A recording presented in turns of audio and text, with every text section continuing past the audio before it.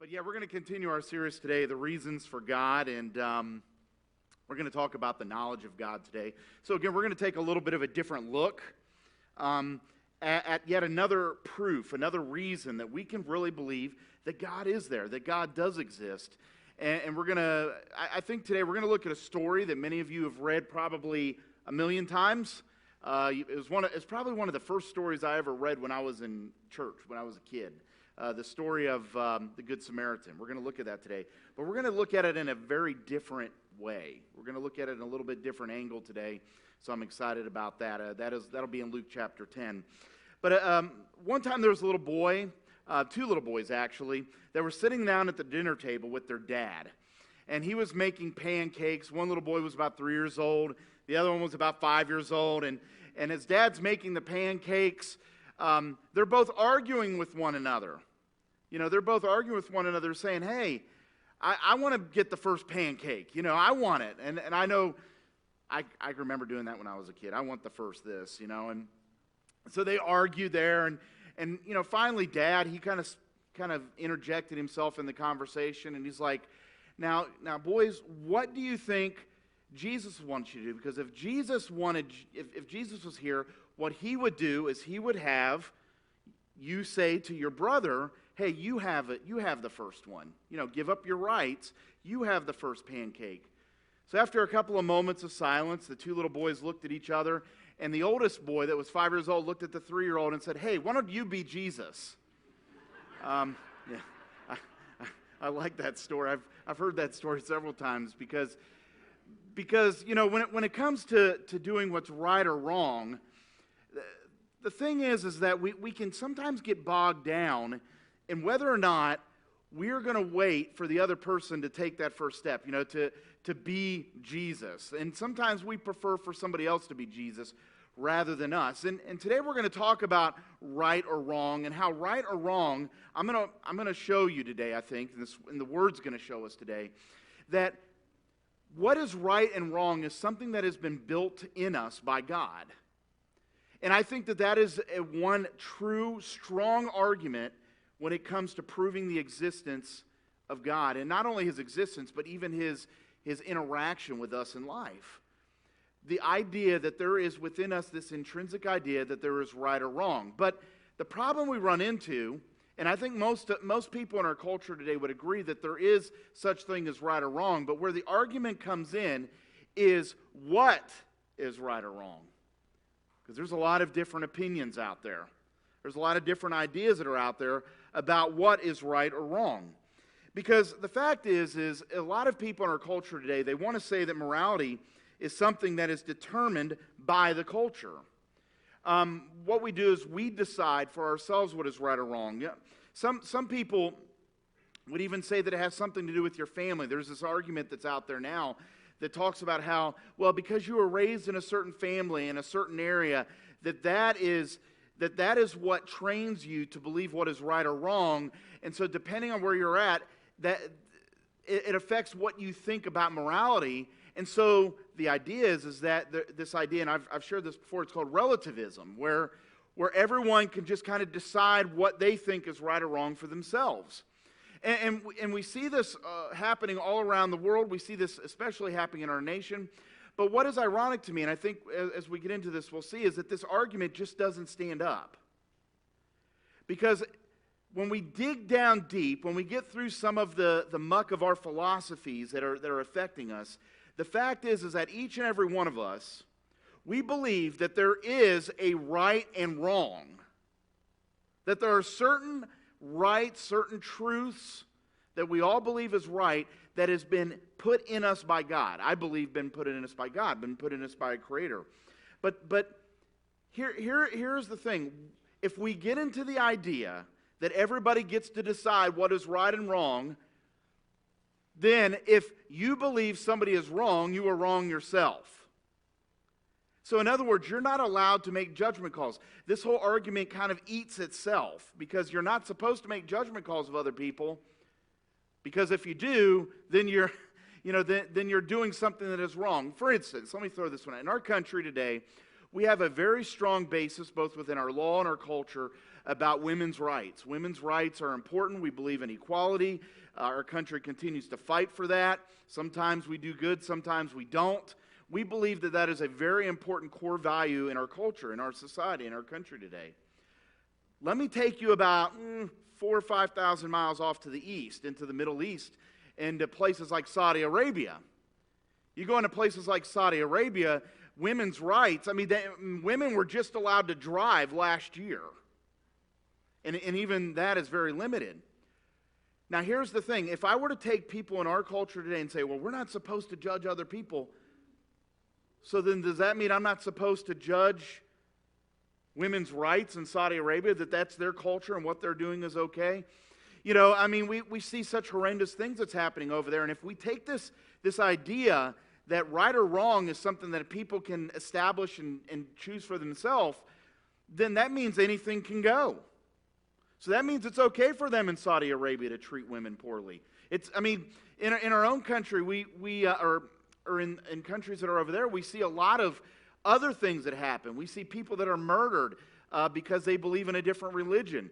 We saw back a few years ago when ISIS was in control of Syria and Iraq and that area up there, that they were going into communities and mass executing people. They were killing people that were of different faiths. They were killing homosexuals. They were killing people left and right.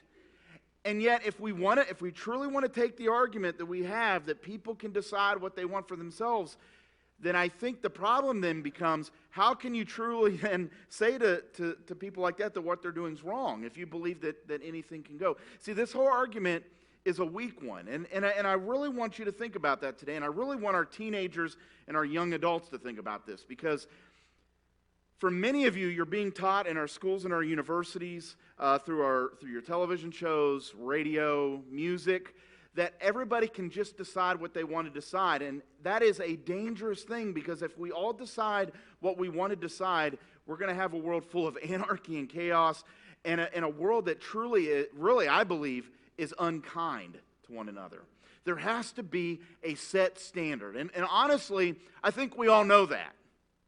And I'm going to get to that here in just a minute to show you why. All right, so let's go ahead, and we're going to be in Luke chapter 10. Okay, we're going to be in Luke 10, 25 through 37. The story of the Good Samaritan. And like I said, we're going to look at this from a little bit different of an angle today. The story of the Good Samaritan is preceded, if you look there in the verses before, Jesus had sent out some of his followers. There were 72 of them that had went out and done all these great and amazing things, okay? So here we have this spiritual high, this amazing thing that had happened as they went out and they saw how God had worked through them. And then we come back to this scene where Jesus is confronted, I guess you can say, by a teacher of the law, a man who knew the law really well, all right? The Old Testament law. In verse 25, it says, on one occasion, an expert in the law stood up to test Jesus. Now, we keep in mind that Jesus had been teaching, preaching about God's love. He had been interacting with different types of people that probably the expert in the law didn't think you should be, because he had decided for himself, right? He had decided in his own truth what love looks like. He had decided that love really is the people that are like him. And so he wanted to test Jesus, all right? So the first thing he does here, he says, "Teacher, what must I do to inherit eternal life?" When I was reading that, I thought, that's a really good question to ask the person that made heaven, right? That's a good question. What do I have to do to inherit eternal life? And then Jesus responds by asking him a question back. Jesus did this many times, where he would ask a question back to get you to think. And he says, "What is written in the law?" He replied, "How do you read it?" Can we go back to that real quick? Verse 26. How do you read it? See, Jesus knew when this man was coming to talk to him that he had decided on his own interpretation of what was about to happen, okay? He knew this. And so he wants to know what he was thinking. What is your take on this? Verse 27. He answered, "Love the Lord your God with all your heart, and with all your soul, and with all your strength, and with all your mind, and love your neighbor as yourself." Good answer, huh? good answer. Really good answer. I mean, actually, if I were to ask like a student in children's church or something that, and they came back with that answer, or even an adult, I'd be like, whoa, man, that's an amazing answer. To love the Lord your God with everything that you are. But there's a problem. Jesus knew this man's heart. Jesus knew that while the man, the teacher, had the words all right, he had put limitations on it.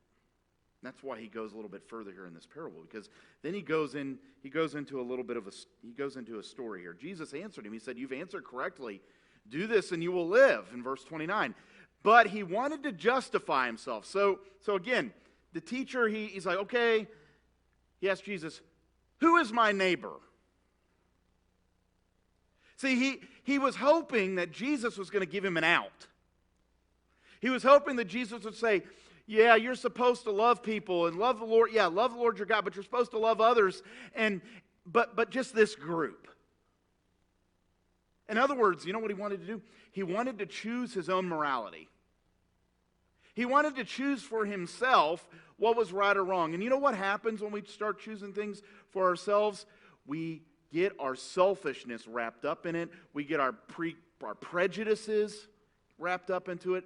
See, this is why it is so important that we have a standard, and we have a standard of what's right and wrong that is outside of ourselves, that comes from God. Because when we start making up rules for ourselves, you know what we tend to do? My brother, every time he comes up here to visit, we usually play a game or something, and he always messes with me. And I wish I could say that he was wrong about this, but he says that I always make up my own rules when I'm playing board games, okay? That I change the rules. I wish I could stand up here and say when I was younger that I wasn't like that, but I did, okay? But that's what we do. We change the rules. And we like to think, and our culture, I think, today likes to think that the reason we're changing the rules is because it's loving, it's caring, and all that. No, the reason we're doing it is because it's because of our own desires. We're deciding that what's right and wrong because we like it. Got to be careful with that, because what we like today, we might not like tomorrow.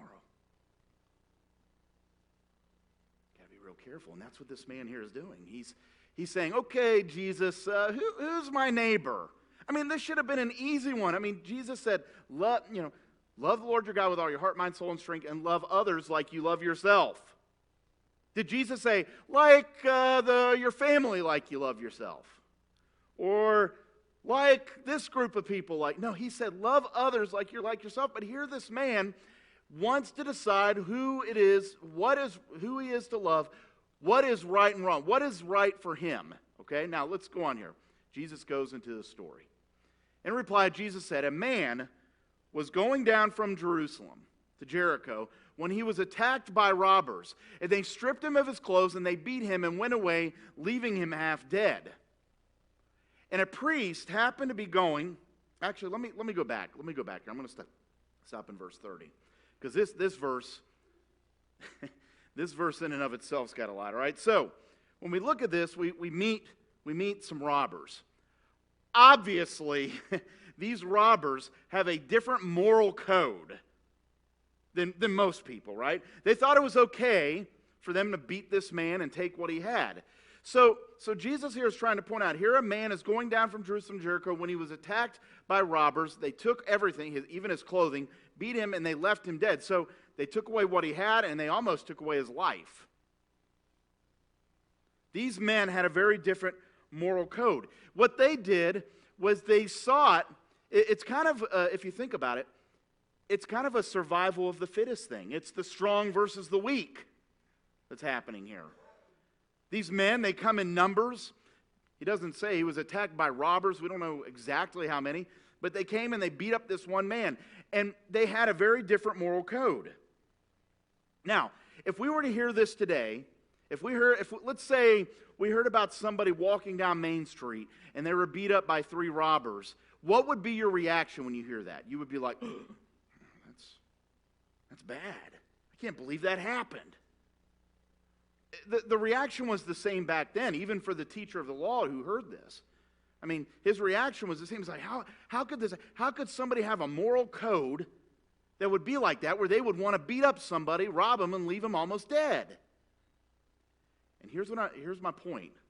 Is what I'm trying to say is that in each and every one of us, if I were to tell this story to someone in India or someone in Russia or someone in Africa, okay, the same story, they would all have the same reaction. They would be like, I can't believe that happened. I think that's a strong piece of evidence that God exists, because God has built within us this idea that what is right or wrong. Okay? And that's what Jesus is trying to get at here for those who are listening to the story, all right? But here's another thing I want you to consider. If we truly believe that everybody can decide for themselves what is right and what is wrong, then who are we to judge the robbers?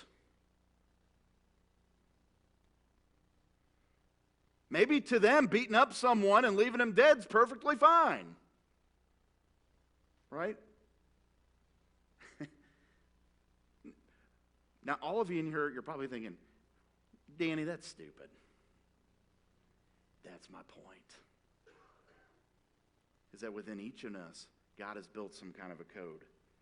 You know, the fact is this idea that people can choose and do whatever they want. It's a nice, flowery idea, but it's just not trustworthy. It just doesn't hold up. Because in each of us, God has placed values. He's put values in us that we want to adhere to and that we believe in. There are just basic values that we all agree on. All right, so let's keep going here. Let's go on to verse 31. Now, here's where it gets real interesting, okay? So in verse 31, a priest. Well, who's the guy talking to Jesus, asking it? He's an expert in the law. It doesn't say that he was a priest, but undoubtedly he had great respect for priests because he would be an expert of the law, all right? So Jesus says, all right, I'm going to use someone that he would highly respect, all right? A priest happened to be going down the same road. And when he saw the man, what did he do? He passed by on the other side. Now, if you were to read, now hearing that right now, that's horrible. Here's a guy that's supposed to be serving God, and he sees someone who's hurting, and he just walks right past him. It's a horrible thing. See, again, that moral character within us is screaming out.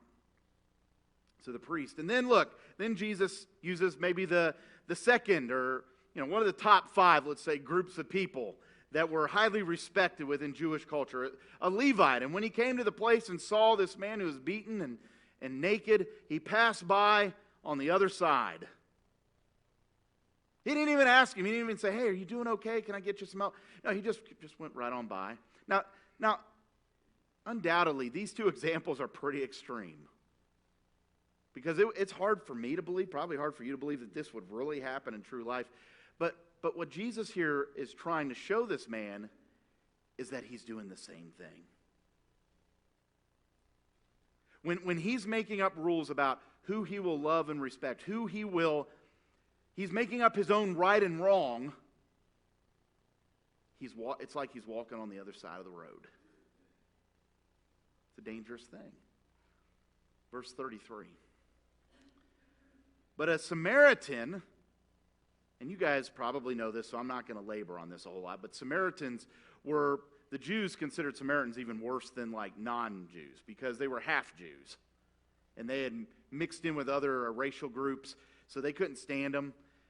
Jesus uses the person that this expert in the law would hate the most and says, hey, this man, as he traveled, came where the man was, and when he saw him, he took pity on him. You know what Jesus is trying to point out? He's saying, we like to think that our background and where we came from, that makes us right. No, what he's saying is how do you love people? Who do you reach out to? And what is your moral code? Is the code one that you have decided for yourself, that maybe your family or culture has decided for you? Or is it the one that God has given to you? Because, see, this Samaritan,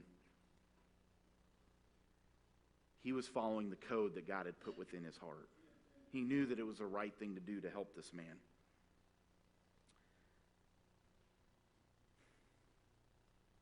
You know, we often, in this story look down at the priest and the Levite. I mean, even today, all these years later, as I've heard this story a million times, it still shocks me that a priest and a Levite would do what they did. But if we want to let's dip our toe back into this thing of moral relativism, that we get to decide what is right and wrong.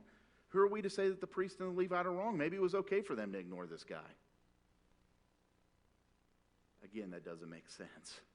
It just doesn't feel right. We know that it's not right. But that's kind of where we've painted ourselves. Where we believe in what we want to believe. Because if we take that to its extreme, this is what could happen. We could say that what these two men did were absolutely right. You know, we celebrate the Samaritan. This story is called the story of what? The Good Samaritan. We celebrate what the Samaritan did. But let me throw this one out at you. If we want to get really relativistic in terms of what's right or wrong, let's throw this one out. Maybe the priest and the Levite, what they decided was that was right, and maybe the Good Samaritan was wrong. Maybe he was just kind of, he was a nice guy that got taken advantage of. Let me throw you a story in our own American history on this, okay? This guy here, we know this guy, probably most of you, John Wilkes Booth. He is perhaps the most, I would probably say the most infamous guy, maybe outside of Benedict Arnold, right, in American history. This guy was the one who assassinated Abraham Lincoln just days after the Civil War ended.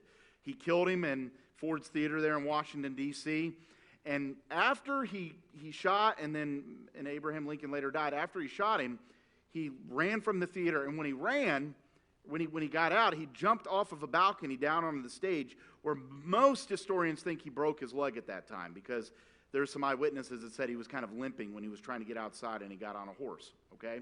So here we have this man who is perhaps the most hated in our history, and what would happen is the largest manhunt ever in American history took place to find this guy. They searched everywhere for this guy, trying to find him, all right? So in the days that followed, John Wilkes Booth ran into this guy, Samuel Mudd. I don't know if you've ever heard of him before. Samuel Mudd was a doctor. And because John Wilkes Booth had broke his leg, he needed it to be reset. So Samuel Mudd, being a doctor, being a guy that wanted to help people, just like the Good Samaritan, right? He helped John Wilkes Booth reset his leg, and then after some time, he was sent on his way. Well, after John Wilkes Booth was killed in a barn. There was a fire, and he died and all that. Some people want to say he was shot. There's some different opinions on that. But Samuel Mudd, this guy here, was later implicated. He was taken before a military tribunal, and guess what? He was spared his life by only one vote. If one guy had gone another way, he would have been executed. Pretty much everyone agrees he had nothing to do with the conspiracy. Pretty much what happened was he had decided to help a man, an evil man, that he had no clue was even evil. Now, the reason why I bring this up is in that culture and in that time, they decided for themselves. See, we like to think today that we have problems with relativism. They did too, all right? Because they decided that just because he had something to do with John Wilkes Booth that he should be executed. Well, he was almost executed. See, this is the danger. And so what you could say is, I bet you there was probably maybe a few people that might have heard the story that day when Jesus was sharing it, and they said, well, that Samaritan's an evil guy, or that Samaritan he shouldn't have anything to do. He's an evil guy. I don't care that he helped this guy. He's still bad.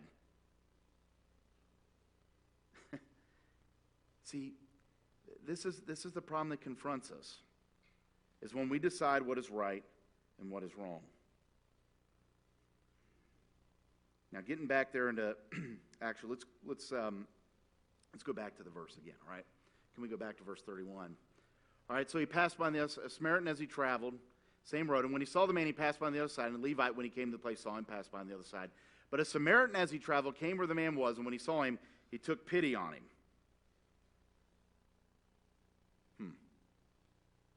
You know, the more I read it, it amazes me that when we look at the Levite, we look at the priest, that they would do such a thing, and yet we see a man the least expected would provide the help. And it's because of the moral code. He decided to listen to the moral code that God had put within him. Now, I want to get into here for just a few minutes, just kind of get away from the story, because there are many people out there that have differing ideas as to how they think we got to this place. You know, some people want to say that we got to this place of what's right and wrong, this moral code that's built within us, but it isn't from God. It's from other things. And one of them is this one. Some people say something like this, that really we are just animals with bigger brains. And so they ask this question, how do we get to the point that we have moral standards? How do we have these moral standards within us? And so then they ask this question. They say, is evolutionary process, and we talked on this a few weeks ago, was there an evolutionary process of some kind that maybe through the many millions of years our minds developed in a way where we started to have this code that's built into our heads, and that standard prevailed. That standard prevailed, and it was just kind of passed down genetically. Okay? Now, if you ask me, and again, I'm not a scientist, but when I look at evolutionary theory, the idea is survival of the fittest, and evolution tends to be the other way. Evolution is a very violent thing. It kills the weak, and only the strong remain. So if that's the case, being kind to someone would put you in a weak position, wouldn't it? So if I were to look at this as a whole, I would almost say, maybe that's not the case here. I mean, for a person to put aside their own self-preservation to help someone, like in the story of the Good Samaritan, just seem, I think, to argue against evolution, and at least evolutionary theory in terms of how we've developed our moral thought. I think it argues against this. I mean, look at the very next verse, in verse 34. It seems all right. What did the Samaritan man do? He went to him, the man who had been beaten, and bandaged his wounds, pouring on oil and wine, and then he put the man on his own donkey, brought him to an inn, and took care of him. I mean, he laid aside his self-preservation and decided to put himself out because he had to spend money, right, on the bandage, the wounds, gave him oil, poured oil and wine. These things cost him something. And so when I look at this, if evolutionary moral development, it's something that happened over periods of millions of years, is not the case, which I think it's very weak, then we have to ask then, was there a designer? Was there someone who designed and ingrained this within us? And look how Jesus wraps up the conversation here, right? Let's go on. Actually, let's look at verse 35. It says, the next day, I missed this verse. The next day he took out 2 denarii and gave them to the innkeeper. Look after him, he said, and when I return, I will reimburse you for any extra expense you may have. So again, he was putting himself out, all right? Now let's go to verse 36. Jesus then asks this teacher, which of these 3 do you think was a neighbor to the man who fell into the hands of robbers? Jesus doesn't answer it for him. Jesus lays out the story, has the man think it through, and he asks him this question. And in verse 37, the expert says, the one who had mercy on him. There's been some conjecture that he doesn't say Samaritan here on purpose. He says the guy that did this good thing, I don't know, that's an opinion outside of the scripture, but there are some people that think that he did that on purpose, right? And then Jesus told him, he said, go and do likewise. Go and do likewise.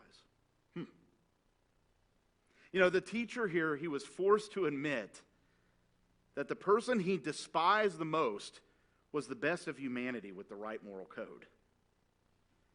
And Jesus then, and you talk about really laying it on, then Jesus said, hey, expert of the law, I want you to be just like a Samaritan.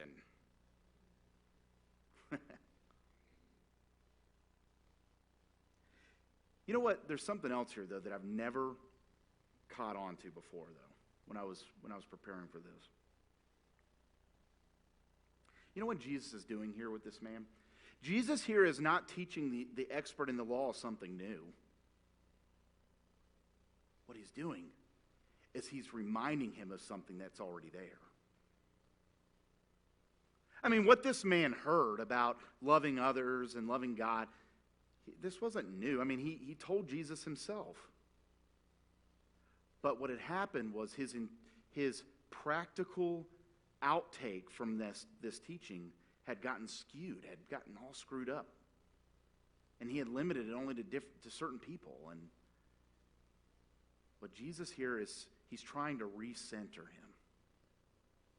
I don't know about you, I need recentered every now and then.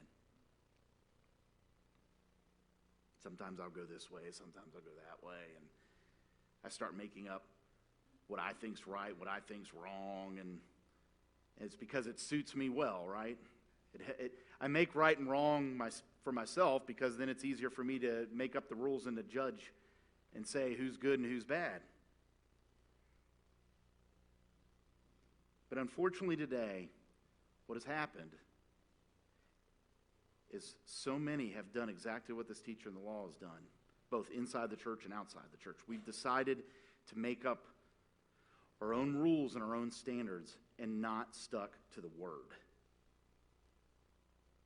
Stick to the standard that has been established by God himself. So many people, we've done that. We've decided for ourselves what is right and wrong. And what people today, when we look at morality, a big thing within morality right now is the idea of human rights. You know, what are human rights? And unfortunately, what we see happening a lot is that God's being left out of this. Some people say that our rights, some people want to say that our human rights, that they come simply by nature. That it's just something that is built within us. And I'm not going to jump into that because I've already kind of dealt with it. That to me is kind of ludicrous because our rights don't come through nature, because if that's the case, if we believe in evolution and how we've developed and all this, these things, we would be still killing each other. Survival of the fittest, right? So I don't think our rights can come from nature. Here's another one that's really popular today. Our rights come from government. Okay? So in other words, societies pass laws and they determine what is right and what is wrong. And the thing is with government and with people determining what is right or wrong, you know, when we look at our country was established on the idea that people had rights. We are actually, some people say that we're a democracy. Technically, we're a republic. There's a difference, okay? Democracy is majority wins. In our country, because we're a republic, there are certain rules and laws that have been established to protect minorities. And even with those minority protections, we still have problems in our country. I mean, you look back across our history, there's a lot of things that we've made mistakes on. So if we're going to rely on government to give us our rights, what happens when the government decides that they can take them? I'm not trying to get political here. What I'm trying to say is that we have to be really, really careful if we're going to let other people decide who we are, what our value is, because those things can be taken away. That's why I don't think we can look toward government. I don't think we can look toward the natural law that's out there to give us our rights. The fact of the matter is this, is that our rights come from God. Our value, the intrinsic value that we have, is because we are created in His image. That can't be taken away from me. I don't care if I'm the richest man in the world or the poorest. I don't care if I'm the best looking or the ugliest, okay? I don't care what your station in life is and who you are. We are all made in the image of God. That gives all of us value. That can't be taken away. Unfortunately, though, we tend to do that. And guess what? Remember the man we just talked about, the teacher, the expert of the law?